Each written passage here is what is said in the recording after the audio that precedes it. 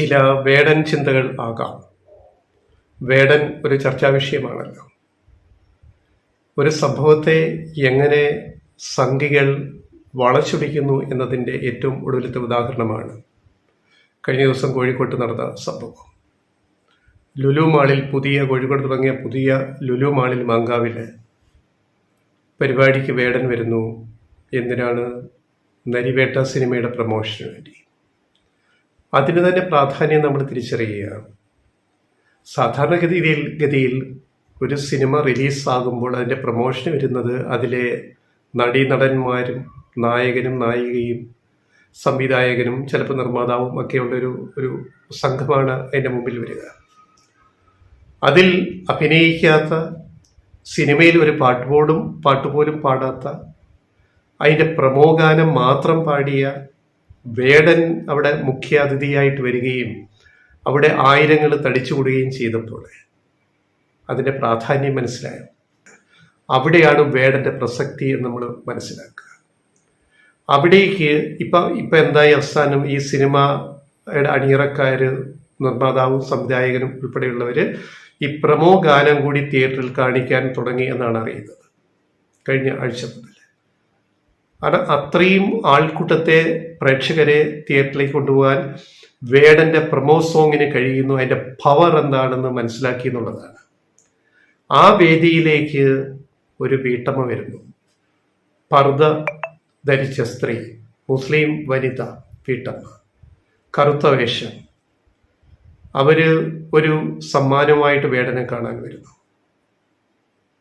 അവർക്ക് അവിടേക്ക് അടുക്കാൻ പറ്റുന്നില്ല. ലുലു മാളിലെ പരിപാടി കഴിഞ്ഞ് വേടൻ പുറത്തേക്ക് ഇറങ്ങുന്ന സമയം വലിയ തിരക്ക്, അവർക്ക് അവിടേക്ക് എത്താൻ പറ്റുന്നില്ല. എത്താൻ വേണ്ടി അവർ കാണിച്ചത് ആ ഫോട്ടോ കാണിച്ചു കൊടുത്തു. വേടൻ്റെ അമ്മ എൻ്റെ കൂടെ താമസിച്ചിരുന്നു എൻ്റെ വീട്ടിൽ 3 മാസം. അത് ഫ്രെയിം ചെയ്ത് വേടൻ്റെ അമ്മയുടെ ചിത്രം കൊടുക്കാൻ വേണ്ടിയാണെന്ന് പറഞ്ഞപ്പോൾ ആ ജനസാഗരം വഴിയൊരുക്കി കൊടുക്കുകയാണ് ഈ വീട്ടമ്മയ്ക്ക്, മെഹ്റൂജയ്ക്ക്. അവർ പറഞ്ഞ വാചകങ്ങൾ കോവിഡ് കാലത്ത് 2020 വളരെ വിഷമസന്ധിയിൽ ഇവരെ യാദൃശ്യമായിട്ട് പരിചയപ്പെടുന്നു. അപ്പോൾ വീട്ടിലേക്ക് പോന്നോളൂ എന്ന് പറഞ്ഞിട്ട് ഈ വേടൻ്റെ അമ്മയാണെന്ന് അവർക്കറിയില്ലെന്ന് കൂട്ടിക്കൊണ്ടു പോകുന്നു. ഒരു ദിവസം താമസിക്കാൻ വേണ്ടി കൊണ്ടുപോയതാണ്. അപ്പം 2 ദിവസമായപ്പോൾ അവർ ഈ വേടൻ്റെ അമ്മ ചോദിക്കുന്നു, ഞാനിവിടെ നിന്നോട്ടെ കുറച്ച് നാൾ. അപ്പോൾ അവരോടൊരു ഇഷ്ടം ഈ വീട്ടമ്മയ്ക്ക്, മെഹ്റൂജയ്ക്ക് തോന്നി അവിടെ നിർത്തുന്നു. അവർ 3 മാസം, കോവിഡ് കാലത്ത് 2020 അവിടെ നിന്നിട്ട് അവർ 3 മാസം കഴിഞ്ഞ് തിരിച്ചു പോകും. പിന്നെ അറിയാം, അവർ പിന്നെ രോഗബാധിതയായിട്ട് മരിക്കുകയാണ്. അതൊന്നും മെഹ്റൂജ അറിയുന്നില്ല. പലതവണ നമ്പർ വിളിച്ചിട്ട് എടുക്കുന്നില്ല. പിന്നെ ഭർത്താവിൻ്റെ നമ്പറും കൊടുത്തിരുന്നു. അങ്ങനെ വിളിച്ചിട്ട് അപ്പോഴാണ് അറിയുന്നത് ഈ സ്ത്രീ മരിച്ചുപോയി. ചിത്ര, വേടൻ്റെ അമ്മയുടെ പേര് ചിത്ര. അപ്പോൾ അവർ സെൽഫി എടുത്ത അതിൽ നിന്നാണ് ഒരു ഫോട്ടോ ഫ്രെയിം ചെയ്തത്. അപ്പോൾ ആ കാറിൽ നിന്നെടുത്ത സെൽഫിയാണ്. കാറിൻ്റെ മുൻസീറ്റിലാണ് വേടൻ്റെ അമ്മയെ ചിത്രയെ ഇരുത്തിക്കൊണ്ട് അവർ കോഴിക്കോട്ടെത്തിയിട്ട് ബസ് കയറ്റി അയച്ചത്. എന്നിട്ട് അവർ പറഞ്ഞ വാചകങ്ങൾ, അവൻ്റെ അമ്മ കുറച്ചു കാലം എൻ്റെ കൂടെ ഉണ്ടായിരുന്നു, ഞങ്ങളുടെ വീട്ടിൽ താമസിച്ചിരുന്നു, അമ്മയോട് നല്ലൊരു സൗഹൃദ ബന്ധമുണ്ടായിരുന്നു. അമ്മയോട്, ആരുടെ? വേടൻ്റെ അമ്മയോട്. അവർ വേലക്കാരി എന്ന വാക്ക് പോലും ഉപയോഗിക്കുന്നില്ല ഈ സ്ത്രീ മെഹ്റൂജ. വേലക്കാരിയായിട്ടാണ് അവരവിടെ നിന്നത്, നമുക്കറിയാം. പക്ഷെ വാക്ക് പോലും അവർ ഉപയോഗിക്കുന്നത്. അവരെത്ര മാന്യമായിട്ടാണ് ഇടപെട്ടത്. ഇതിനെ ഒരു നാടകമാക്കി അവതരിപ്പിക്കുന്ന സംഘപരിവാർ, RSS BJP സംഘപരിവാർ, അതായത് മനുഷ്യത്വം വറ്റിപ്പോകുന്ന ഒരു പ്രസ്ഥാനമാണ് സംഘപരിവാർ എന്ന് പറയുന്നത്. ആരെങ്കിലും സംഖ്യയാകുന്നു അപ്പം നമ്മൾ വിചാരിച്ചോണം പിന്നെ മനുഷ്യത്വം ആ ആളിൽ വറ്റിക്കൊണ്ടേയിരിക്കും. അത് അങ്ങനെ ഒരു ജനുസാണ് ഈ സാധനം. ഏത്? സംഘപരിവാർ. ജർമ്മനിയിലെ ഹിറ്റ്ലറിൻ്റെ നാസിസത്തിൻ്റെ വകഭേദമാണ് ഇവിടുത്തെ ഹിന്ദുത്വ, RSS ഹിന്ദുത്വ എന്ന് തിരിച്ചറിയാൻ വലിയ ഗവേഷണമൊന്നും വേണ്ട. ഇതുപോലെ ഓരോ സംഭവങ്ങൾ നോക്കിയാൽ മതി. ഇപ്പം എന്താ പറഞ്ഞത്? മെഹ്റൂജ ഒരു നാടകം കളിച്ചു, ഇവർ ജിഹാദിയാണ്, അതിന് വേടൻ കൂട്ടുനിൽക്കുന്നു, ഇതൊരു ഡ്രാമയാണ്, മുൻകൂട്ടി രചിച്ച ഒരു നാടക തിരക്കഥയാണിത്, ഒരു നാടകാല സിനിമ തിരക്കഥ പോലെയാണ് ഇത് നടന്നത് എന്ന് സംഘികൾ സോഷ്യൽ മീഡിയയിൽ വന്നിരുന്ന് കമൻ്റ് അടിക്കുക. മനുഷ്യത്വം വറ്റിപ്പോയാൽ ഇങ്ങനെയൊക്കെ പറയാൻ പറ്റും. ഈ സ്ത്രീ എത്ര മാന്യമായിട്ടാണ് ഈ ഒരു വിഷയം കൈകാര്യം ചെയ്തത്. അവരെത്രയോ നന്നായിട്ടാണ് അവർ പെരുമാറിയത് ഈ മെഹ്റൂജ. പിന്നെ നാടകം കളിച്ചു, ഗൂഢാലോചനയാണ് ജിഹാദി, മറ്റേ സുഡാപ്പി ഗൂഢാലോചനയാണിത്, നാടകമാണെന്ന് പറയുന്നവരോട് തിരിച്ച് ചോദിക്കട്ടെ ഞങ്ങൾ ലെഫ്റ്റ് വോയിസ്.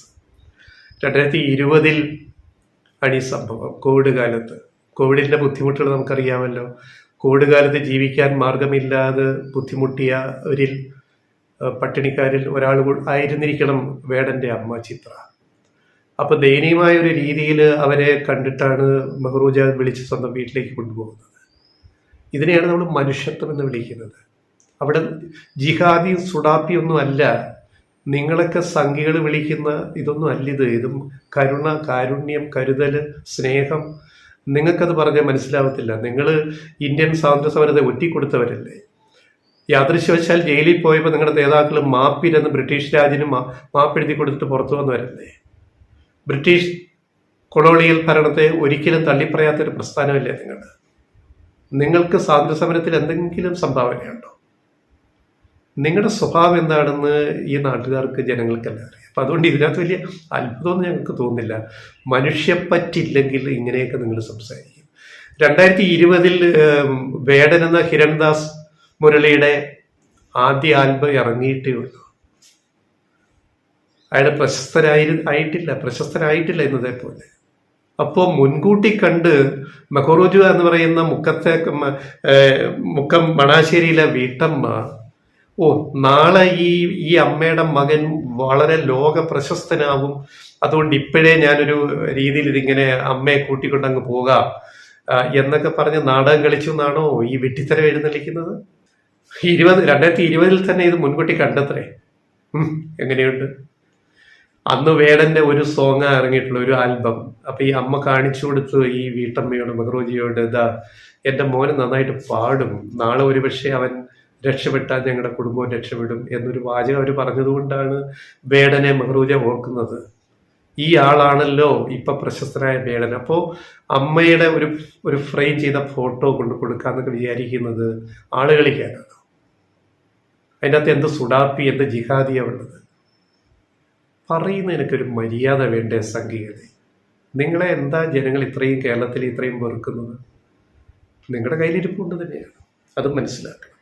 അപ്പോൾ ഇനിയും അതുകൂടി പറഞ്ഞിട്ട് വീഡിയോ അവസാനിപ്പിക്കാം. നമ്മുടെ വേടന്റെ അടുത്ത ആൽബം വരുന്നത് 10 തലയാണ്. 10 തല രാവണൻ. രാമനല്ല, രാവണനാണ് കേന്ദ്ര കഥാപാത്രം. എന്തേ അങ്ങനെ പറയാൻ കാര്യം? ഈ രാമനെ മര്യാദ പുരുഷോത്തമനായിട്ട് കാണുന്ന കുറേ ആൾക്കാരുണ്ടല്ലോ, സംഘപരിവാർ. അതിനു മുന്നിൽ രാവണനെ അവതരിപ്പിക്കുകയാണ് ആ ആൽബത്തിലൂടെ. വരാൻ പോകുന്നു ആൽബം, ഇറങ്ങിയിട്ടില്ലല്ലോ. രാവണൻ എന്താ ചെയ്തത്? 10 തല രാവണന്, 10 തല രാവണന്റെ ബുദ്ധിവൈഭവത്തെ കാണിക്കുന്നതാണ് ഈ 10 തല. അതൊക്കെ സിംബോളിക്കാണ്. സീതയെ തട്ടിക്കൊണ്ടുപോയി, രാമന്റെ പ്രിയപത്നി സീതയെ തട്ടിക്കൊണ്ടുപോയി. കാവൽ ലക്ഷ്മണനായിരുന്നു. ആ സംഭവമൊക്കെ രാമായണ കഥ നമുക്കറിയാമല്ലോ. എങ്ങനെയാണ് സീത രാവണന്റെ കയ്യിൽ അകപ്പെട്ടത്? രാവണൻ പുഷ്പ വിമാനത്തിൽ സീതയെ ശ്രീലങ്കയിലേക്ക് കൊണ്ടുപോയിട്ട് അശോക വനത്തിൽ പാർപ്പിച്ചു, വളരെ മര്യാദയ്ക്ക്. രാവണന് വേണമെങ്കിൽ സുന്ദരിയായ സീതയെ കൊണ്ടുപോയിട്ട്, രാമന്റെ പ്രിയപത്നിയെ കൊണ്ടുപോയിട്ട് തൻ്റെ ലൈംഗിക ആഗ്രഹങ്ങൾ തീർക്കാമായിരുന്നു ബലാത്കാരമായിട്ട്. നമ്മളിതന്നെ ബലാത്സംഗം എന്നൊക്കെ വിളിക്കുന്നുണ്ടല്ലോ. രാവണൻ അത് ചെയ്തിട്ടില്ലല്ലോ. രാവണൻ വളരെ മാന്യമായിട്ട് സീതയെ പരിപാലിച്ചു.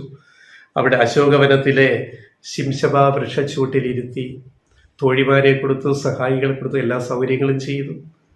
എന്നിട്ട് രാവണൻ പറഞ്ഞത് എന്താണ്?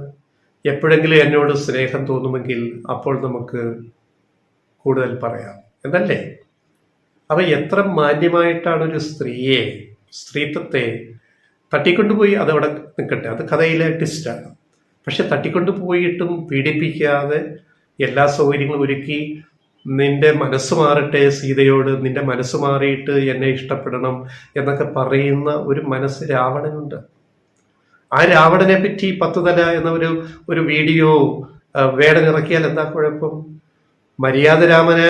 രാമനായ പുരുഷോത്തമൻ, മര്യാദ പുരുഷോത്തമനായ രാമൻ സീതയെ സംശയിച്ചില്ലേ? സീതയെ തള്ളി പറഞ്ഞില്ലേ? ഇതെന്റെ മക്കളാണോ എന്നൊക്കെ രാമൻ സംശയിച്ചു പോയല്ലോ. രാമായണം മുഴുവൻ നമ്മൾ തിരിച്ചറിയണം, വാൽമീകി രാമായണം. അപ്പോൾ ഈ ശിംശപാ വൃക്ഷം എന്ന് പറയുന്നത് നമ്മുടെ അശോക തെറ്റിയാണ്. അശോക വൃക്ഷം ബർമ, ഇന്ത്യ, ശ്രീലങ്കയിലൊക്കെ ധാരാളമായിട്ട് വളരുന്ന ഒരു വൃക്ഷമാണ് അശോക വൃക്ഷം, അശോക തെറ്റി. അതിൻ്റെ പൂക്കളുടെ ഭംഗി കൊണ്ടാണ് അത് ശ്രദ്ധിക്കപ്പെടുന്നത്. പിന്നെ ഏറ്റവും ഔഷധമൂല്യമുള്ള ഒന്നാണ് ശിംശപാ വൃക്ഷം അഥവാ അശോക മരം എന്ന് പറയുന്നത്. നമ്മുടെ വീട്ടുമുറ്റത്തും നമ്മുടെ ഗാർഡൻ, പൂന്തോട്ടങ്ങളിലും പൊതുസ്ഥലങ്ങളിലൊക്കെ പൂന്തോട്ടത്തിലൊക്കെ നമുക്ക് അശോക മരം കാണാൻ പറ്റും. ഒരു 8-10 മീറ്റർ ഉയരത്തിൽ വളരുന്ന, വൈകി പുഷ്പിക്കുന്ന ഒരു 10 കൊല്ലം കഴിഞ്ഞിട്ടാണ് അത് പുഷ്പിക്കുന്നത്. അപ്പം നമ്മുടെ നാട്ടിൽ പണ്ടൊരു രീതി ഉണ്ടായിരുന്നു, അതുകൂടി പറയാം. അത് രാമായണത്തിലെ സുന്ദരകാന്ഡത്തിലാണ് ഈ വർണ്ണനയെല്ലാം വരുന്നത്, ഈ പറയുന്ന രാവണന്റെ വിഷയങ്ങളെല്ലാം വരുന്നത്. അപ്പം നമ്മുടെ വീട്ടുവളപ്പിലോ നമ്മുടെ പൂന്തോട്ടങ്ങളിലോ ഒരു പൂക്കളുടെ റാണി എന്നറിയപ്പെടുന്ന അശോകം നട്ടുപിടിപ്പിച്ചാൽ അത് അതിനൊരു വിശ്വാസമല്ല, ഒരു ആയുർവേദത്തിലും പറയുന്ന ഒരു കാര്യമാണ്. വീട്ടിലൊരു പെൺകുട്ടി ജനിച്ചാൽ ഒരു അശോക മരം നടും, അശോക വൃക്ഷം, അശോക തെറ്റി നടും. ഒരു വീട്ടിലൊരു പെൺകുട്ടി ജനിച്ച പണ്ട് കാലത്ത് നമ്മുടെ നാട്ടിൽ ആ അശോകമരം പുഷ്പിക്കുമ്പോൾ വീട്ടിലെ പെൺകുട്ടി രജസ്വലയായിരിക്കും, പുഷ്പിണിയായിരിക്കും. എന്നിട്ട് ഗർഭസ്ഥ രോഗങ്ങൾ, അതായത് ഗർഭാശയ രോഗങ്ങൾക്ക് ഏറ്റവും വലിയ മരുന്നാണ് അശോക മരത്തിൻ്റെ പൂവും കായും അല്ലെ ഇലയും വേരുൾപ്പെടെ. വളരെ ദിവ്യ ഔഷധമാണ് അശോകത്തിൻ്റെ വേര്, പൂവ്, ഇല ഒക്കെ. അതിൻ്റെ വിധിപ്രയോഗങ്ങൾ ആയുർവേദത്തിലുണ്ട്. ആയുർവേദ വൈദ്യന്മാരോട് ചോദിച്ചാൽ നമുക്കത് മനസ്സിലാക്കാൻ പറ്റും. അപ്പോൾ അത്രയും വിശേഷപ്പെട്ട ഒരു മരമാണ് അശോക മരം, അശോക വൃക്ഷം, അതാ ശിംശപാ വൃക്ഷം എന്ന് പറയുന്നത്.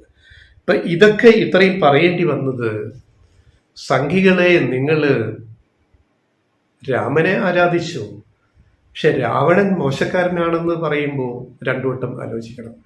രാവണനും രാമനെ പോലെ ഒട്ടേറെ ഗുണഗണങ്ങൾ ഉണ്ടായിരുന്ന വ്യക്തിയായിരുന്നു.